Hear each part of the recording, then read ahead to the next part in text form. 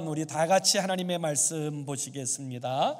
하나님 말씀은 사도행전 3장 11절에서부터 26절까지의 말씀입니다.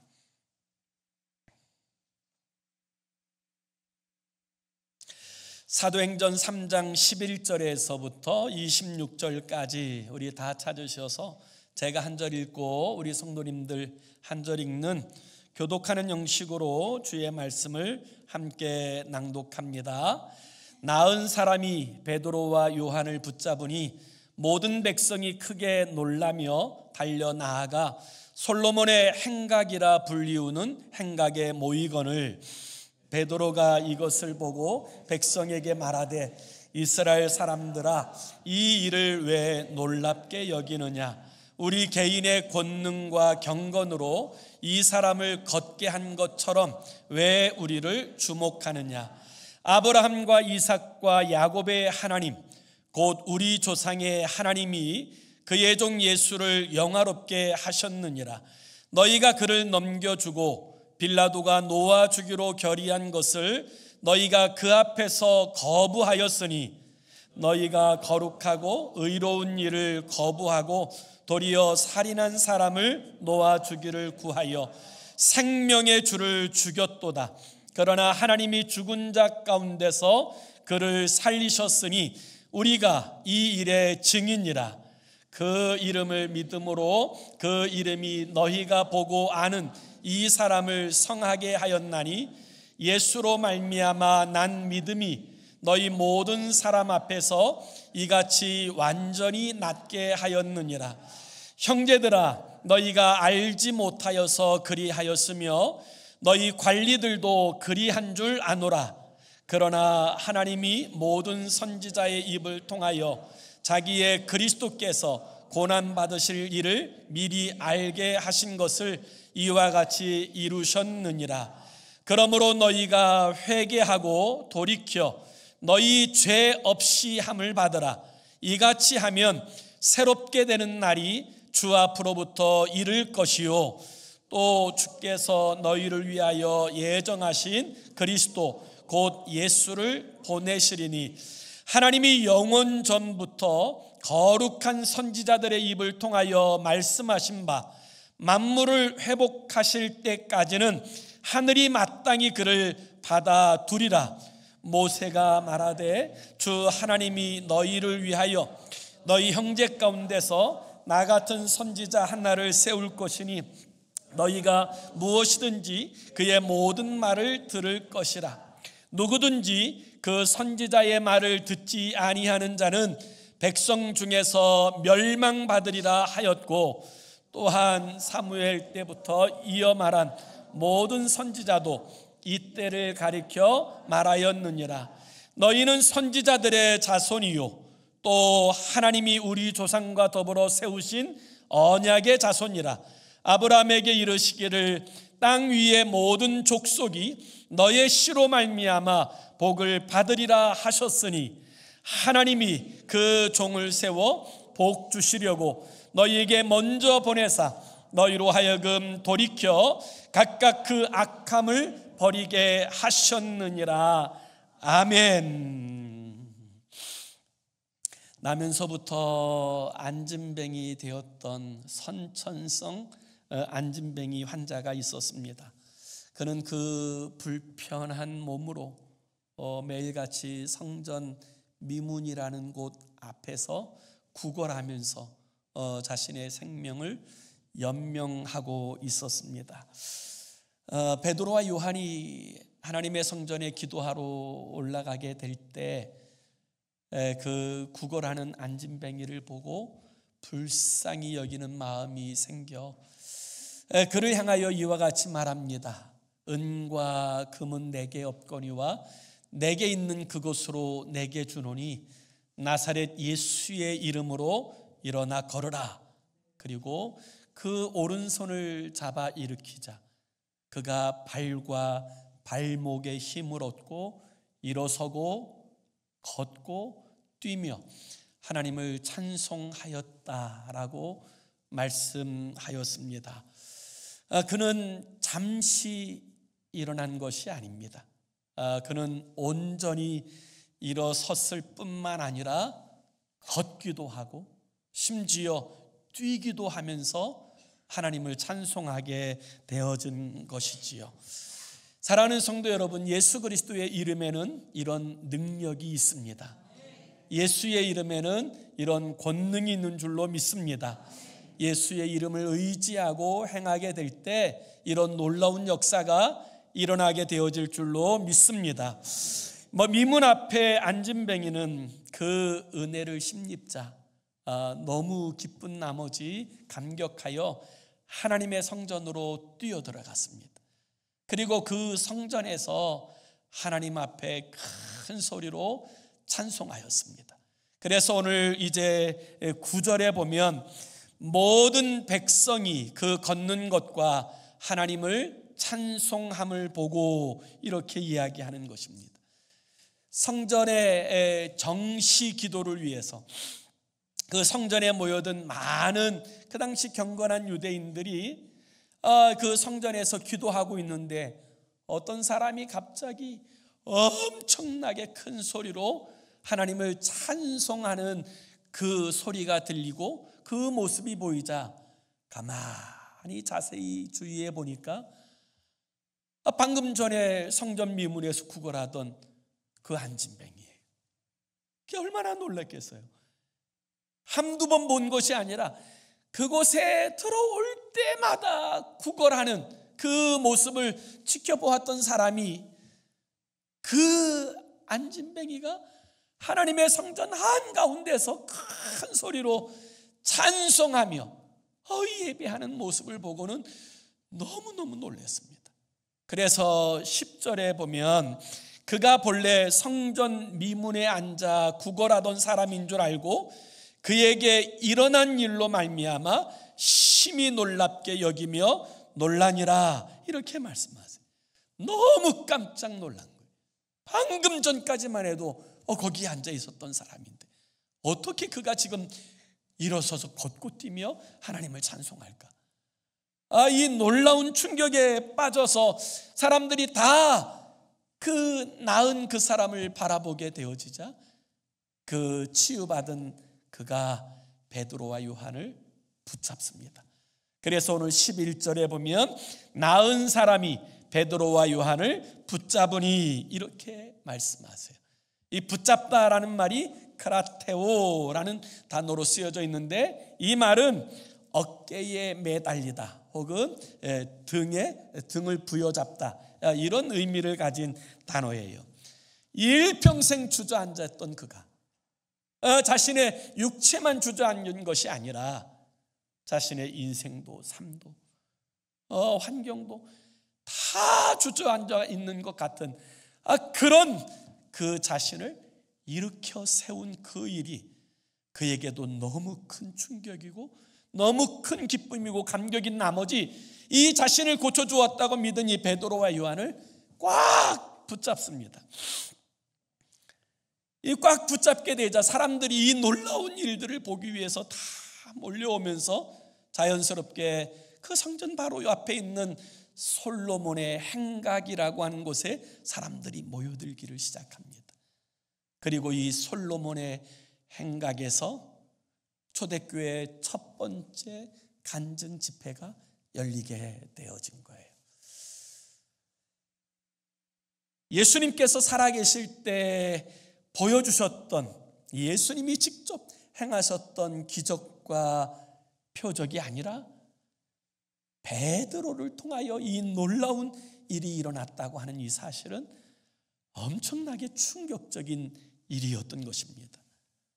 그런데 주님은 베드로만 아니라 예수 그리스도를 믿고 성령을 받은 사람에게는 이런 일들이 일어날 수 있다고 분명하게 말씀하셨어요. 요한복음 14장 12절에 보면 내가 진실로 진실로 너희에게 이르노니 나를 믿는 자는 내가 하는 일도 그도 할 것이요 또한 그보다 큰 일도 하리니 이는 내가 아버지께로 감이라. 우리 주님은 예수 믿고 성령 받은 사람들은 주님께서 행하셨던 놀라운 일들을 나타낼 수 있을 뿐만 아니라 그보다 더 큰 일도 할 수 있다라고 주님께서 말씀하셨어요. 그때 우리를 통하여 주님의 그 영광이 드러나고 하나님께서 하신 큰 일이 드러나게 되어질 때 우리가 분명히 알아야 될 것은, 그것은 우리가 아니라 우리를 통하여서 하나님께서 그 일을 행하셨다라는 사실을 알아야 한다는 것입니다. 그래서 오늘 이 베드로와 요한은 여러분 뭐라고 이야기합니까? 우리 12절 말씀을 같이 한번 읽습니다. 12절 시작. 베드로가 이것을 보고 백성에게 말하되 이스라엘 사람들아, 이 일을 왜 놀랍게 여기느냐? 우리가 개인의 권능과 경건으로 이 사람을 걷게 한 것처럼 왜 우리를 주목하느냐? 베드로는 이 선천성 안진뱅이를 일으킨 사람이 자신이 아니라는 거예요. 이 나음받은 안진뱅이는 베드로가 요한이 자신을 고쳤다고 여기어서 그를 붙잡았는데 베드로는 자신이 행한 것이 아니라는 거예요. 성령에 감동된 베드로는 그것이 자신의 경건, 자신의 권능으로 되어진 것이 아니라 예수 그리스도의 이름의 능력으로 되어졌다라는 사실을 분명하게 알고 있었어요. 이것이 중요한 거예요. 어떤 사람들은 그런 일들이 일어나게 될 때 그것이 누구의 능력이냐라고 이야기하면 아무 말도 하지 않는 사람들이 있어요. 저는 그것이 간증 집회의 위험성이라고 생각을 해요. 간증 집회는 참 은혜롭고 또 때로는 우리에게 굉장한 도전을 주는 그런 집회인데 자칫 잘못하면 하나님의 영광이 드러나는 것이 아니라 사람의 영광이 드러날 수가 있어요. 그게 참 위험한 거예요. 사람들은 종종 처음에는 하나님이 하셨습니다 그러다가 시간이 지나면 하나님도 하셨고 또 내가 좀 능력이 있어서 한 거 아니냐, 그러다가 또 시간이 지나면 하나님은 온데간데 없이 내가 했습니다 이렇게 드러나는 경우가 있더라는 거예요. 그게 위험한 거예요. 우리가 잘 아는 찬송가 288장에 보면 이런 찬송이 있어요. 세상과 나는 간 곳 없고 구속한 주만 보이도다. 이것이 나의 간증이요 이것이 나의 찬송이라. 나 사는 동안 끊임없이 구주를 찬송하리로다.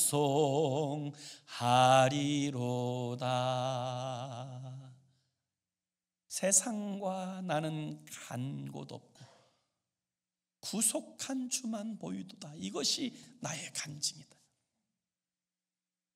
그런데 잘못하면 하나님과 그리스도는 간 곳 없고 살아있는 나만 보이는도다. 이렇게 되어질 수가 있어요. 그런데 여러분, 성경을 보면 은혜 받은 사람들은요 하나님만 드러내요. 주의 영광만 나타내요. 자신은 절대로 드러나지 않고 하나님이 하셨습니다. 주님께서 은혜를 주셔서 하셨습니다. 이렇게 고백하는 거예요. 하나님께서 사울에게 아말렉을 이길 수 있는 권능을 주고 능력을 주어서 보내었더니 사울이 하나님의 말씀에 채 순종하지도 않은 채 돌아올 때 그는 자기를 위한 기념비를 세웠어요. 하나님의 영광을 나타내야 될 하나님의 사람이 자신의 영광만 드러나게 되었을 때 하나님 앞에 버림받은 인생이 되어져 버리고 말았어요. 베드로와 요한은 이 모든 것이 우리의 권능이 아니다, 우리의 경건이 아니다, 왜 우리를 주목하느냐. 그리고 나서 이 베드로와 요한은 우리가 진정으로 주목해야 될 메시아이신 그리스도가 누군지를 이야기합니다. 오늘 이 베드로는 우리를 구원하신, 우리에게 이 놀라운 역사를 나타내신 그리스도를 두 가지 부분에서 말씀해요. 첫 번째는 너희가, 우리가 죽인 예수라고 그렇게 이야기합니다. 그래서 13절에 보면, 13절 하반절에 보면 너희가 그를 넘겨주고 빌라도가 놓아주기를 결의한 것을 너희가 그 앞에서 거부하였으니 너희가 거룩하고 의로운 일을 거부하고 도리어 살인한 사람을 놓아주기를 구하여 15절 생명의 주를 죽였도다. 생명의 주를 죽였도다. 너희가, 우리가 그 생명의 주를 죽였다. 이것이 베드로가 그곳에 모인 그 사람들에게 한 예수 그리스도에게 하는 첫 번째 간증의 이야기예요. 많은 사람들이 교회를 드나들면서도 변화되지 않는 이유가 무엇이냐? 그 이유, 결정적인 이유는 내가 예수를 죽였다라는 사실을 알지 못하거나 인정하지 않기 때문이라고 저는 믿습니다. 내 죄가, 내 허물이, 내 악함이 예수를 십자가에 못 박았다라는 사실을 정확하게 인정하고 우리가 그분 앞에 굴복하게 될 때 그는 반드시 변화되어진 삶을 살아갈 수밖에 없어요. 머리로는 알지만 정말 예수 그리스도께서 나를 위해서, 나 때문에 십자가에 죽으셨다라는 사실이 실감나지 않게 될 때 그 삶에는 변화가 없거나 더딜 수밖에 없는 것을 우리는 알 수가 있어요. 그러나 정말 주님이 나를 위하여 십자가에 죽으셨다라는 사실을 확실히 믿고 살아가게 될 때에 그때 우리가 거듭나는 거예요. 그리고 그때부터 우리는 하나님과 관계 가운데 살아가는 인생이 되어지는 줄로 믿습니다. 베드로가 전한 예수 두 번째는 바로 부활하셨다는 거예요. 우리 15절도 다시 보세요. 15절에 보면 생명의 주를 죽였도다. 그러나 하나님이 죽은 자 가운데서 그를 살리셨으니 우리가 이 일의 증인이로다. 너희가 예수 그리스도를 죽였지만 하나님께서 살리셨다.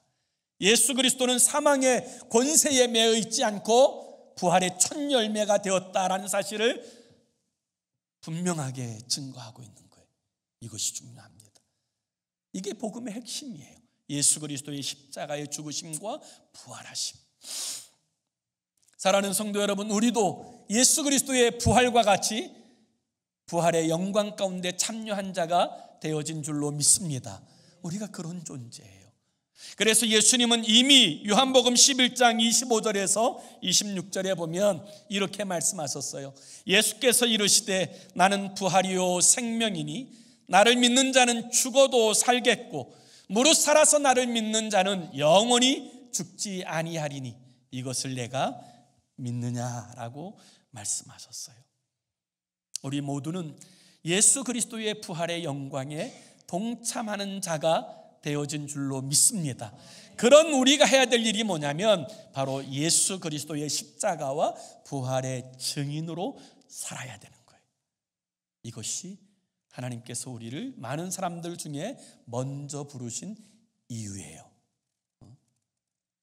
이 예수 그리스도의 이 십자가와 부활의 증인은 누구냐? 바로 성령 받은 사람들이에요. 성령 받은 사람은 누구나 예수 그리스도의 십자가와 부활의 증인으로 살아야 돼요. 사도행전 1장 8절에 보면 주님께서 이와 같이 말씀하셨어요. 오직 성령이 너희에게 임하시면 너희가 권능을 받고 예루살렘과 온 유대와 사마리아와 땅끝까지 이르러 내 증인이 되리라 하시니라고 말씀하여 주셨어요. 그러므로 성령 받은 그리스도인들은 예수 그리스도의 십자가와 부활의 증인으로 예수의 영이신 성령으로 증거하는 자가 되어져야 되는 줄로 믿습니다. 증인은 다른 사람의 이야기하는 것이 아니라 내가 만난 예수, 내가 만난 그 하나님의 은혜를 증거하고 나타내는 사람으로 살아야 되는 거예요. 이것이 참 중요해요. 그런데 많은 사람들이 내가 만난 예수가 아니라 누가 그랬다더라. 여러분, 그렇게 이야기한다면 그 말을 누가 믿겠어요? 여러분, 저는 저희 아버지가 충청도에서 목회를 하신 적이 있었는데요. 한 번은 그 충청도에 갔다가 별것 아닌 것인데 그 한 이슈 때문에 한참 이제 뭐라 그럴까요? 말로 이제 다투었던 그런 기억이 나요. 제가 대학교 다닐 때 서울에 여의도에 63빌딩이 생겨났어요. 63빌딩이 세워지고 나서 저는 이제 그 당시에 서울에서 대학을 다녔는데 저도 그곳에 63빌딩이 너무 신기해서 그곳에 가서 초고속 엘리베이터를 타고 전망대에도 올라가 보고 또 아이맥스 영화관도 가보고 지하에 있는 아쿠아리움도 다녀보고 그렇게 이제 참 좋은 경험을 하고 그러다가 이제 가끔 가다 저희 아버님 목회하시는 충청도에 내려간 적이 있었는데 그곳에서 이제 어떤 논쟁이 있었어요. 그 63빌딩이 지상으로 63층이냐 아니면 지하 3층까지 포함해서 63층이냐 어떻게 그 얘기가 나와서 막 이제 논쟁을 하는 거예요. 저는 다녀와 봤잖아요. 그리고 알잖아요. 그런데 거기에 계시는 분들이 63빌딩은 지상에서부터 63층이라는 거예요. 아파트도 25층 그러면 지상에서 25층이지 무슨 지하를 치는 일이 어디 있느냐, 말도 안 되는 소리 하지 말라고 그렇게 이야기하는 거예요. 사실은요 63빌딩이 지하까지 합해서 63층이에요. 그런데 우리 그 당시에 우리나라 사람들이 4층을 너무 싫어해서 4층을 없애고 1, 2, 3, 5층으로 가고 44층도 없애고 바로 45층으로 올라가고 이렇게 어쨌든 전체적으로 63층은 지하까지 포함해서 63층이에요. 그 당시만 해도 그것이 아시아에서 최고 높은 빌딩이었고 한국의 랜드마크 같은 그런 곳이었어요. 제가 분명히 경험하고 알고 그리고 이야기를 하는데 세상에 바득바득 우기는 거예요. 절대로 그럴 리가 없다는 거예요. 아니라는 거예요. 이길 수가 없더라고요. 참 대단하다 그런 생각을 했고요. 이참에 이 얘기 나온 김에 한번 퀴즈 한번 내드릴게요. 그러면 지금 대한민국에서 제일 높은 빌딩은 어떤 빌딩이에요? 롯데타워죠. 롯데타워예요. 123층 롯데타워입니다. 555m. 그러면 퀴즈가 들어갑니다. 롯데타워는 지하 6층을 포함해서 123층일까요? 아니면 지상에서부터 123층일까요? 모를 때는 가만히 계시는 것이 도움이 됩니다. 롯데타워는 지상에서부터 123층이에요. 지하 6층을 포함하지 않고요. 제가 왜 이런 이야기를 하냐면 여러분 우리가 예수의 증인으로 산다고 할 때 여러분 우리는 주님을 더 깊이 알아가려고 힘쓰고 애쓰는 자의 삶을 살아야 합니다.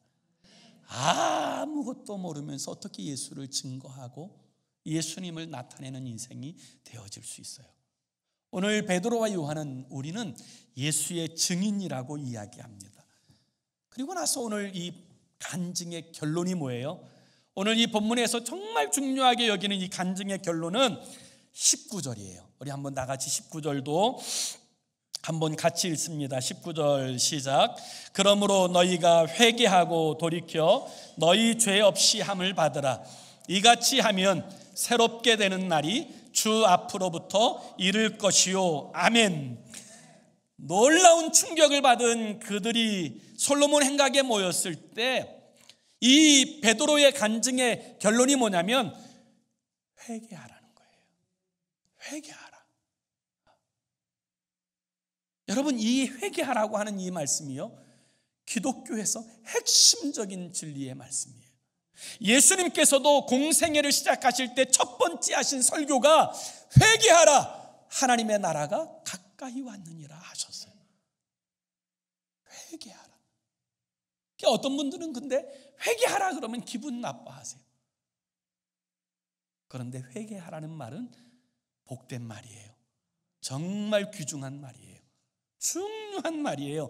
이 회개하라는 말은 이제 돌이켜 하나님과 바른 관계 가운데 살아가는 인생이 되라는 말이기 때문에 그래요. 그리고 무엇보다도 우리가 진실로 회개하게 되면 어떤 일이 벌어집니까? 진심으로 회개하게 되면 첫 번째는요, 죄 없이 함을 받습니다. 그래서 오늘 본문 19절에 보면 이렇게 말씀하시는 거예요. 그러므로 너희가 회개하고 돌이켜 너희 죄 없이 함을 받으라, 이렇게 말하는 거예요. 여기 죄 없이 함을 받는다, 이 말은 죄 사함을 받으라는 말이에요. 여기 없이 한다라는 이 단어가 엑살레 이포라는 이 단어로 사용되고 있어요. 이 말은 어떤 의미냐면 닦아내 버리다, 혹은 도말해 버리다, 씻어 버리다, 지우다, 이런 의미를 가진 단어예요.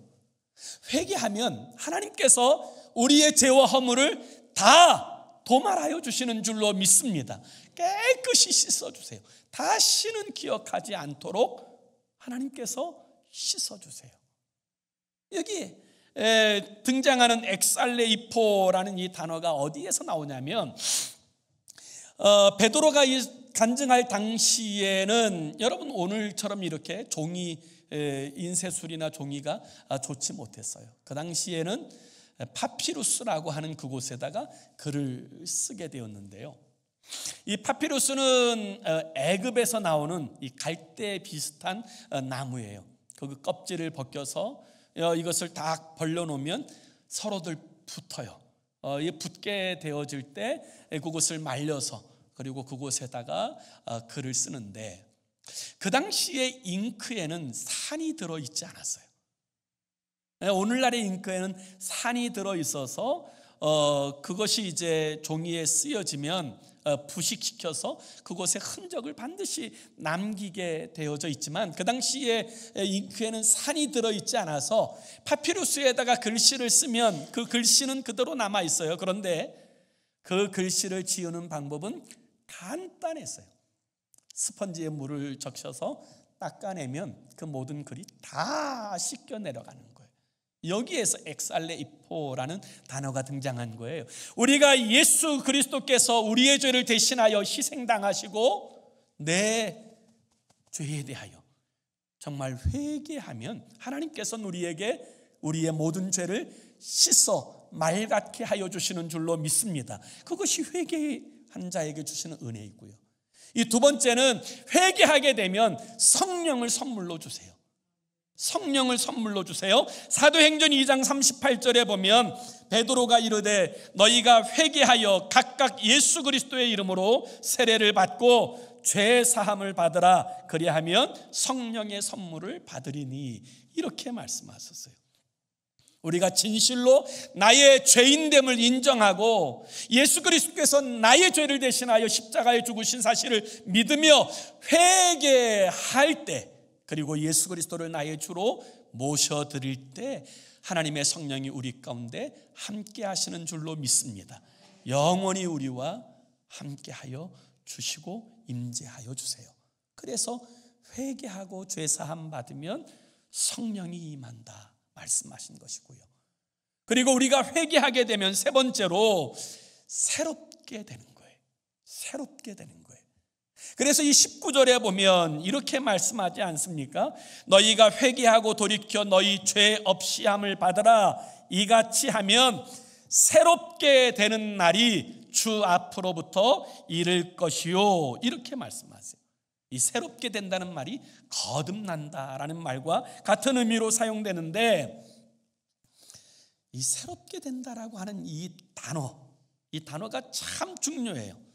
이 단어가 아나푸시키스라는 단어예요. 아나푸시키스. 이 말은 시원해진다, 상쾌하다, 이런 의미를 가진 용어인데요. 그런데 이 단어는 아나라는 위를 향하여라고 하는 이 전치사와 푸스초, 숨쉬다라고 하는 이 동사가 결합된 그런 이제 합성어예요.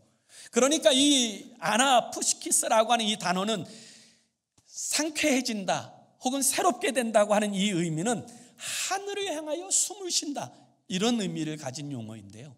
이걸 다른 말로 표현하면 영적 숨통이 열리게 된 것이다 라는 의미가 되는 거예요.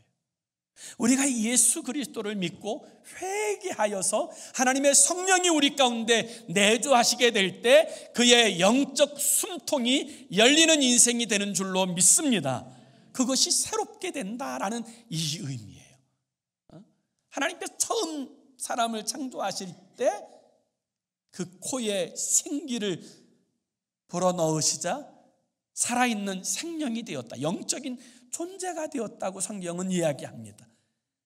그런 사람이 하나님 앞에 범죄하고 또 타락하여서 하나님을 떠나서 완전히 영적으로 죽은 존재가 되어졌어요.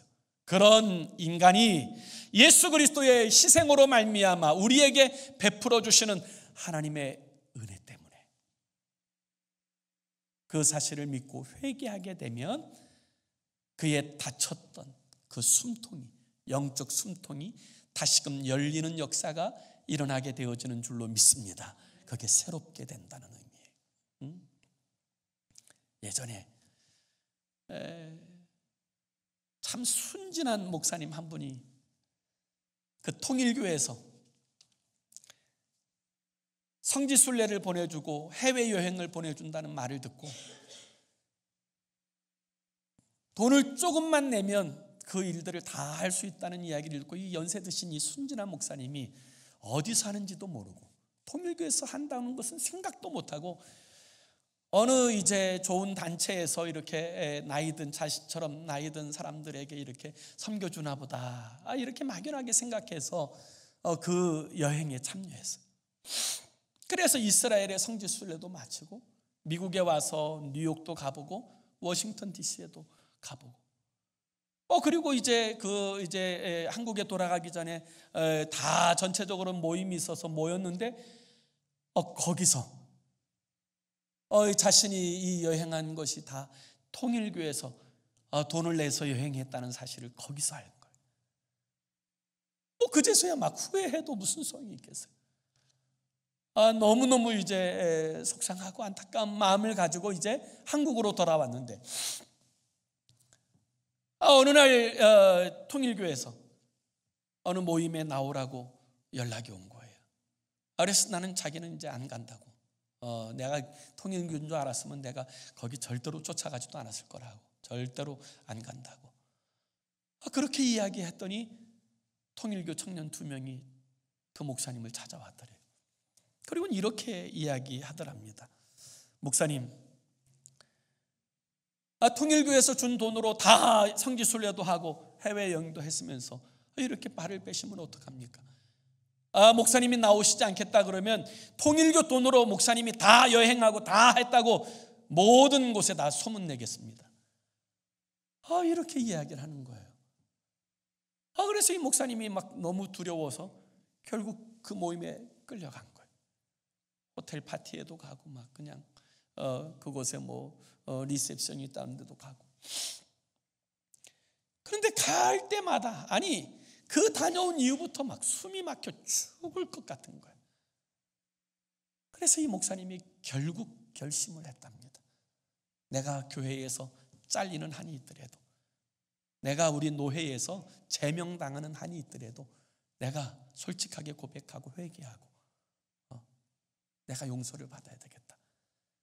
그래서 이 목사님이 결국 자신의 교회, 섬기는 교회에다가도 자신이 어리석어서 다 그걸 알아보지 못하고 그와 같이 행했다고 회개하고, 또 노회는 목사님들이 모이시는 이제 그런 모임인데 노회에 와서도 눈물을 흘리면서 자신이 너무 무지해서 그와 같이 행했다고, 여러분들이 저를 목사에서 제명시키려면 제명시켜주시고 막 죽이려면 죽이시고 살리려면 살리시라고, 연세 드신 목사님이 막 그렇게 울면서 회개를 하니까 결국 노회에서는 어리석음에 대한 질책은 하였지만 용서해 주었어요. 그 교회에서도 용서해 주었어요.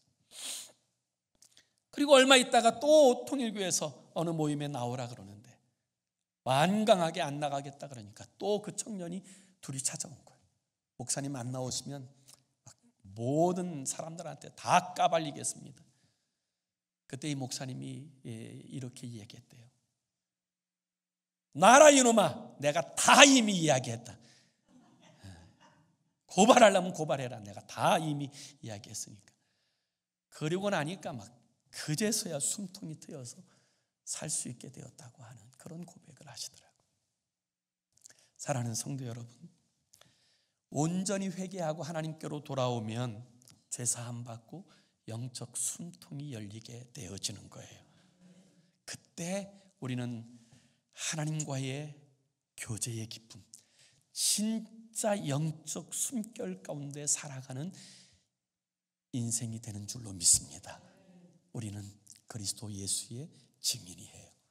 우리의 삶을 통하여 예수 그리스도의 십자가와 부활을 보여주고 증거하고 나타내는 저와 여러분의 생애와 삶이 되기를 예수 이름으로 축원합니다. 기도합시다. 우리 함께 같이 기도하기 원하는데요, 이렇게 기도했으면 좋겠어요. 주님, 숨막히는 인생의 자리에서 우리의 숨통을 열어주시고 예수 그리스도의 십자가와 부활의 증인으로 부르신 것을 진심으로 감사합니다. 우리의 삶이 예수 증거하는 증인되게 하여 주소서. 이렇게 기도했으면 좋겠어요. 그날 간증 집회에 참여했던 5,000명의 사람들이 회개하고 주께로 돌아오고 영적 숨통이 열리는 이 놀라운 역사가 있었습니다. 하나님 아버지, 우리도 영적 숨통이 활짝 열려서 하나님의 그 거룩한 숨결과 함께하게 하시고 우리가 예수의 증인되어서 하나님의 나라를 이 땅에 세워내는 하나님의 거룩한 도구로 쓰임받게 해달라고 우리 함께 합심으로 기도하겠습니다. 살아계신 하나님 아버지, 우리 주님의 은혜와 사랑을 진심으로 감사합니다. 아버지, 우리 주 예수 그리스도로 말미암아 우리에게 아버지 구원을 주시는 하나님 때문에 우리의 영적인 숨통이 열려서 하나님의 거룩한 호흡과 함께하는 거룩한 인생이 되게 하시는 은혜를 진심으로 감사합니다. 하나님이 숨막힌 인생의 자리에서 아버지 숨통 열린 자로서 하나님의 뜻을 이 땅에 행하며 이루어내며 아버지 주님의 나라를 세워가는 그리스도 예수의 시민 되게 하시고 우리 하나님의 나라를 세우는 영적 증인으로 살게 하여 주옵소서. 그리하여 이 땅 가운데 주의 뜻이 이루어지게 하시고 우리의 가정과 삶이 아버지 우리가 아는 사람들이 주께로 돌아와 영적 숨통이 열리는 놀라운 축복과 역사가 있도록 우리 하나님 다스려 주시고 우리 하나님 인도하여 주시옵소서. 그 일에 쓰임받는 우리가 되게 하여 주시옵소서.